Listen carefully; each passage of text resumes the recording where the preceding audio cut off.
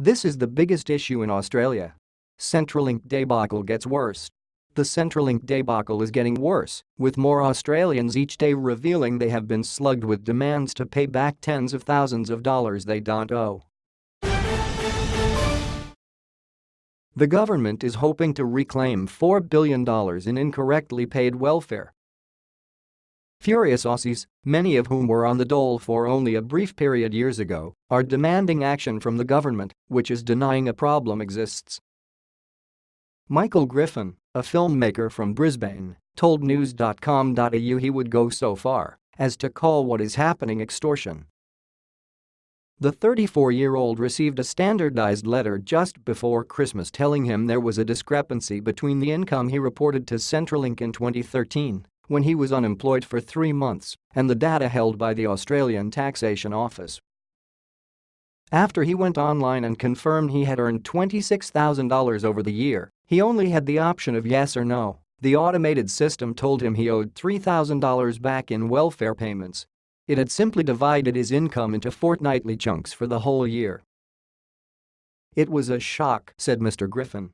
"I'm still not a high-income person. I don't have $3,000 lying around. I don't think many people do. My case is so obviously incorrect. It's just ridiculous. I don't want to be in debt, I want to do the right thing. I got off the dole and back into work, and that's what's led to the problem."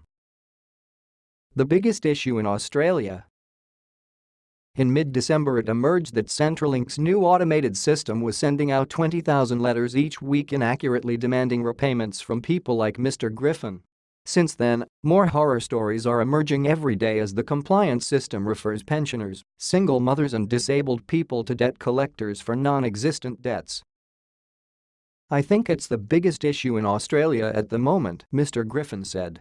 "It's guilty until proven innocent and the burden of proof is on the receiver. The government is exploiting legislation to bypass the legal process. They don't seem to be respecting the law. They should get humans involved. The computers have proved they are not trustworthy. I'm wondering if everyone's going to get these letters. It's preposterous." Many of the people sharing their stories on social media with the hashtag #NotMadIt had the same issue, in which the system divides income into a fortnightly average. Others had different problems, including finding Centrelink was registering the same employer as two different ones because of a slight alteration in spelling. For example, a woman employed by University of Melbourne and Uni Melbourne received a letter demanding $20,000 because the system believed she had a second full-time job, paying the same as the first. Social media users described being left on hold for hours or being told they could only resolve issues online when the website wasn't working. One said Centrelink sent messages to her old address and email before bringing in a private debt collector within a few weeks. Witnesses report chaos in branches as streams of scared and frustrated people attempt to sort out the mess. It's actually working incredibly well. Despite the steady stream of similar tales, Social Services Minister Christian Porter this morning maintained the automated system was working incredibly well. He told ABC Radio less than 1% of review letters had resulted in complaints and said they were not debt letters but polite letters. The initial letter that goes to the welfare recipient saying that an issue has arisen, that there may be a discrepancy, and we require some further information, he said. The complaint rate is running at 0.16%.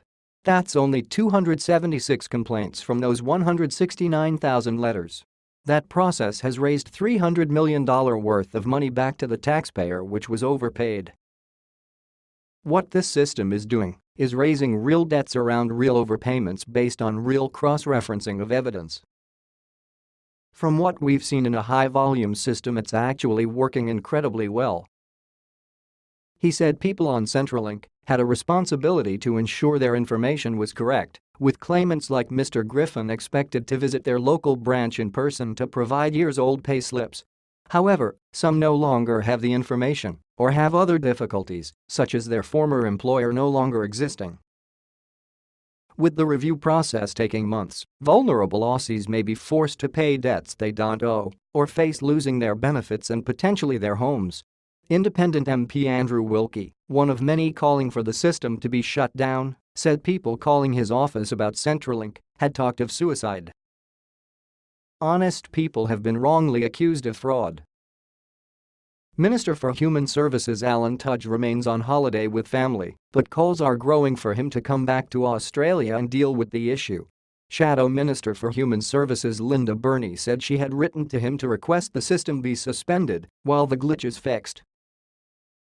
My office has been inundated by calls and emails from honest people who have been wrongly accused of fraud, she told news.com.au in a statement.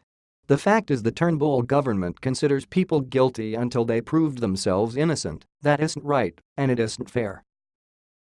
I've already written to Minister Tudge asking him to pause the program and stop recouping false debts until the system is fixed. I'm still waiting for a response. In the meantime, people have spent their Christmas and New Year season anxious about thousands of dollars of debt that they know they don't owe, but which they are being forced to pay. No one in the government has had answers over the last few weeks. I heard Minister Porter say the program was going well. He obviously hasn't checked his emails over Christmas. I'm glad some ministers have had a good Christmas break. The holiday is over. It's time to come back and explain themselves. The Department of Human Services said 72% of clients who received letters of demand since September had resolved their cases online, and only 2.2% were asked to provide supporting paperwork. General Manager Hank Johnson has urged people with problems to contact him direct on hank@humanservices.gov.au. If you know more about the story, email emma.reynolds@news.com.au.